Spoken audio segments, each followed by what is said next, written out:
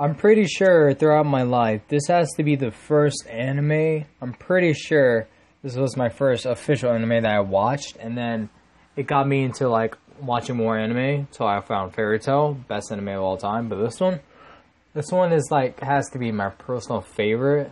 Right next to it, it's just that really good. So the name of this anime is Rakudo Kishi no Cavalry. It's 12 episodes, like usual, and it's on YouTube. So I'm gonna link down below the playlist of this anime and then 2 episodes, because episode 5 of this anime is deleted, and then episode 7 of this anime isn't fully completed because all the rest of the videos are 23 minutes. But this one is not full, so I'm gonna link those 2 episodes and the playlist of this anime down in the description below, because we're gonna get into it. Because this anime is really, really good in my opinion. It's a 10 out of 10 on my book, because it has romance. I love romance. I'm a sucker for that, and it's like, and it has like and it's like being taken place in high school. So I like that school and romance type of vibe I'm getting from there. So I've written down so many things because I just I just love this anime so much that I just want to talk about. So this anime, it's about this protagonist named Iki who wants to be the strongest and protect, well, not only protect people but to make them happy as well. So all starts off in the beginning where he was getting dressed and he's playing his TV. A girl named Stella Vermilion is the second princess, and she's visiting Japan because she was accepted to this academy with the highest score. And for this type of anime, like there's a thing called gifted and ungifted, where gifted people could have special abilities on their weapons, and people who aren't with the gifts, they're just regular people. But being gifted decides how your life goes, and the way it goes is gifted people with special abilities can beat people who are ungifted. But that's the other way around, because Iki, he is an ungifted swordsman that wants to be a magical knight. But he has this special ability, where I put it? I'm pretty sure I put this up somewhere, because okay, yes, he uses a minimum enchantment of his physical abilities, and his magical power is only like 1/10 of average, and it's quite different of how he uses his special ability. But yeah, so we got introduced to Blazers because I'm talking so sporadic. Blazers are like special beings or people who can manifest their own soul and as armor and control their superpowers with one magical powers. That's what Iki is categorizing himself as. And Blazers, who are approved by the Magical Knights, which is an international organization. It's a school as well that accepts people who are Blazers, I should say. For Iki, he's a aspiring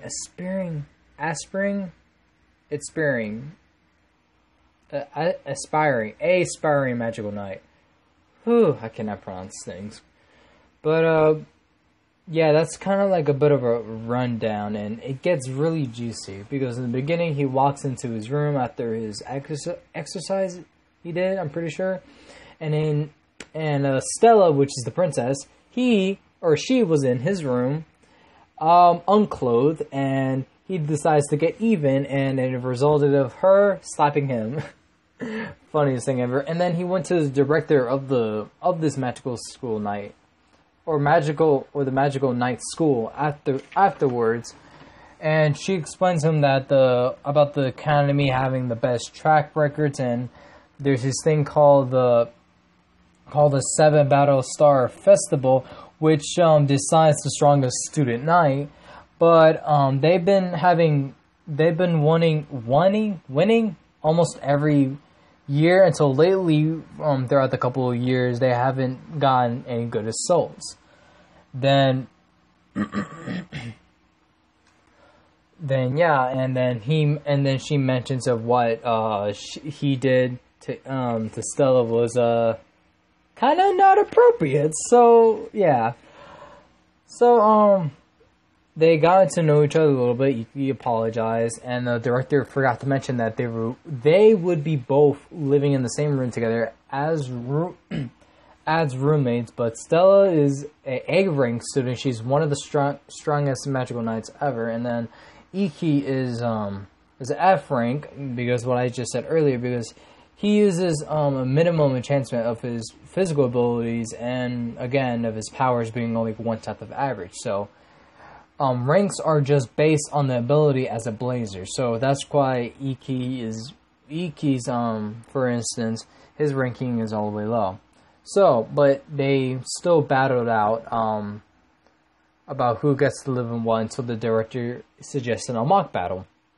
And it was between Iki and Stella. They both go at it, and Iki won, and Stella lost. And then again, she asks later about the director of why he's an F rank, and yeah, and she also made a deal with Iki before they went to this mock battle. If whoever loses becomes their servant, and she lost, so she becomes Iki's servant, which is really very cute and very funny.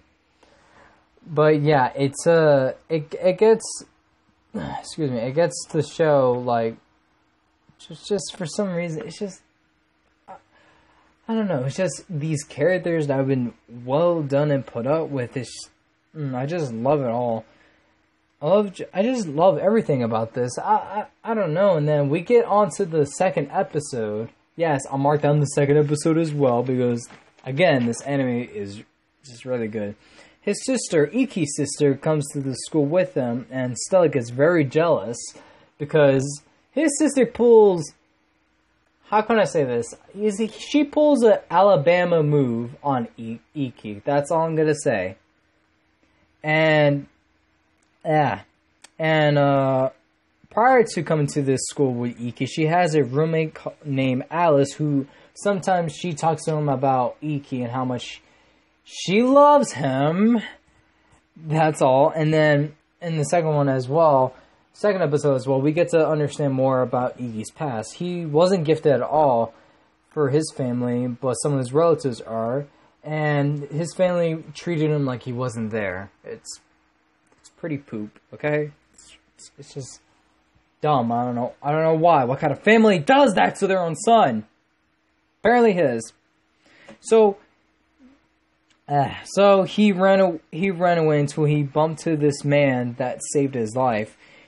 And the quote that he told Iki carried him. It saved him, and what motivates him and helps him push to his limit to become the strongest. He said to him, like, frustrated for being weak, hold on to that feeling, and that proves that you haven't given up yet. I just wrote it in my way of saying it, but from what I read or said there, that's exactly, but he interpreted it different than I did from writing it down. Then yeah, it's very depressing, very depressing there. And then the third episode, he won his first match ever, and that gained him a lot of popularity. And then after that, excuse me again, he won other matches as well, and Stella did as well. But I don't remember which episode was it, but one of them, I think it was either Stella in the second episode that told Iki to make a promise for both of them to win and to also battle them out another time if they're selected to fight each other, they'll just brawl it out. But Iki, he's a how do I describe him? He's just an outgoing, caring person, and he just has this tenacity or something to be very positive and just smile and all that. And he's very, very gentleman-like, as you can see throughout the episode. But yeah, back to what I was saying. Iki, every time he wins more matches, people just talks about him, gain popularity, and he started his own class of becoming a better swordsman. Everybody wants him to teach them girls, guys. It's funny. And then I'm pretty sure it was either the third episode of his first match when he won. He was hospitalized because of the match. It was very awesome, and he won. Just please watch this anime. But after that, then he was in the hospital. Well, it's some type of school hospital or whatever that takes care of you. Yeah. Stella was worried, and he confessed Stella that he likes her, and that resulted in Stella giving him a kiss on the cheek. Ooh, it's just very, very cute. And then I'm pretty sure next episode they start going out, but they've been going out for 2 weeks and they haven't done anything like lovers do. Stella is being the girl that wants to have like attention from Iki and just have them do stuff that lovers do, as kissing, holding hands, stuff like that. A lot of more stuff comes onto their adventure, but still, it doesn't distract them from going for fighting against people. They went towards this one vacation, so was very sick, but now she's better. They go to they go to this one pool for Iki to teach his class how to be a swordsman. He helped this one girl get her school back because of her father couldn't finish a duel because of his heart problems. Stuff like that, more and more on. And then it results from episode 11. I'm pretty sure it's a correlation from episode 10 that there was a photographer that took a picture of both Iki and Stella kissing, and then episode 11 follows along with that from bringing fake news that both of them are having an affair, and then Iki's father's henchman takes into a conduct of a hearing due to the fake news and obligations that was being distributed onto the news, and I think he wanted to go to his father to clear up his innocence and everything, but his father did admire him, but not as much as he did with his sister, because his sister was gifted, but Iki wasn't. And like I said earlier about his ability. But and I think it was because his father doubted him of being gifted at all, or not being gifted, of doing stuff like people would do that has gift. And that hurted Iki so much. It was very torturing. Throughout episode 11 and then a bit of episode 12, Iki's being holed up on this place that his father's henchman took him in to hold him on the hearing of the fake news obligations that he has with Stella. And he did not look too good as well and everything until his teacher that announced him about for the turn. Okay, shoot, I should have just said this earlier. From these matches, you have to face one person every 3 days. So, yeah, that's how you climb up to the top rankings to be at the what was it? What was he called? The 7 Battlestar Festival to be selected to be one of the strongest knights. That's how the system works. Sorry, I did not mention that earlier.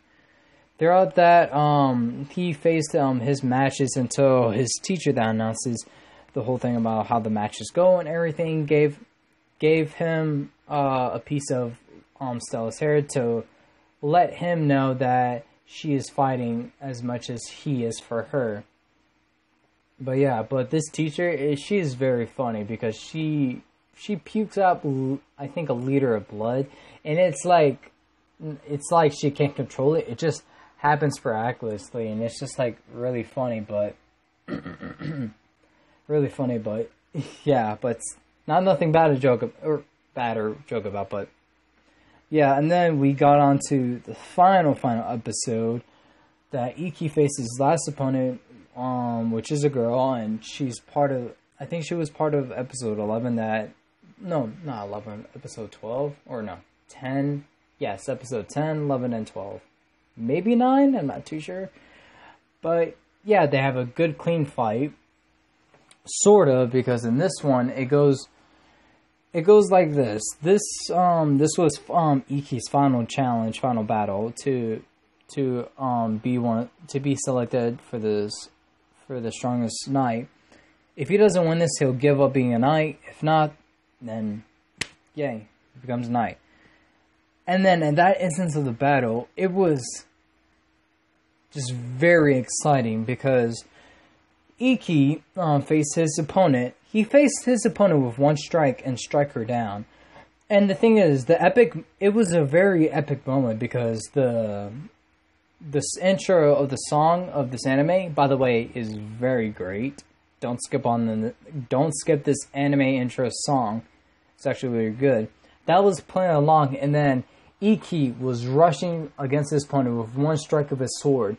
And it was really epic and intense that you get to see him charging with full force. He was pushing his body to the absolute limit. And you can see because blood was coming out everywhere, out of his eyes, his mouth, his bottom of his legs, his chest, his arms and everything. Blood was coming out all over his body because he was pushing his body to the absolute limit and strike his opponent down with one strike. It was a good fight that Iki wanted. He wanted a fair fight and no cheating. And yeah, it was very, very entertaining, and it was all broadcasted live as well. And yeah, Stella goes in there afterwards, and my man Iki proposes Stella worldwide on broadcasting. It was a very touching moment as well. And then he's been awarded with the medal for being the top 7, and then he gets to carry his school's flag with him to represent their school for being the strongest knight in their academy, and then in the 7 Battlestar Festival. And at the end, Iki was having a bit of a moment with Stella until Alice and his sister butts in and just tells Stella about being Iki's bride, and that ends off that first season. And I really, really hope soon that they make a second season. If not, then I'll be really disappointed. And it's just a great waste of opportunity to keep going. I just love throughout all the episodes that I mentioned, like 5, 6, 7, 8, and all that. There was some funny and cute moments between Stella and Iki, and it's just like what drives me crazy. It's just I love those two characters, specifically of how they interact with each other. It's just very heartwarming and funny to see them, especially for Stella, that she easily gets jealous, and it's like the funniest thing ever. But I rate this anime a 10 out of 10 because it is my personal favorite in my book. Okay? So, if you have watched this anime, please let me know what you think about it in the comments section below. And again, if you want to go check out this anime, it's free on YouTube. I will link it in the description as well for the whole playlist and for the 2 episodes I mentioned earlier. Episode 5 of being deleted, and episode 7 for not being a complete episode. And yeah, that's about it on this one. And I would appreciate it even more if you gave me more suggestions, as well as what anime that you want me to watch or get my thoughts, opinions about. Please let me know what you. Please let me know in the comments below. And that's about it. My name is SundagoTwoThree9, and I hope you have a wonderful morning, night, day, evening, sleeping, eating breakfast, taking night pills, or whatever the occasion is. Sorry to make this long, and I'll see you in the next one. Peace.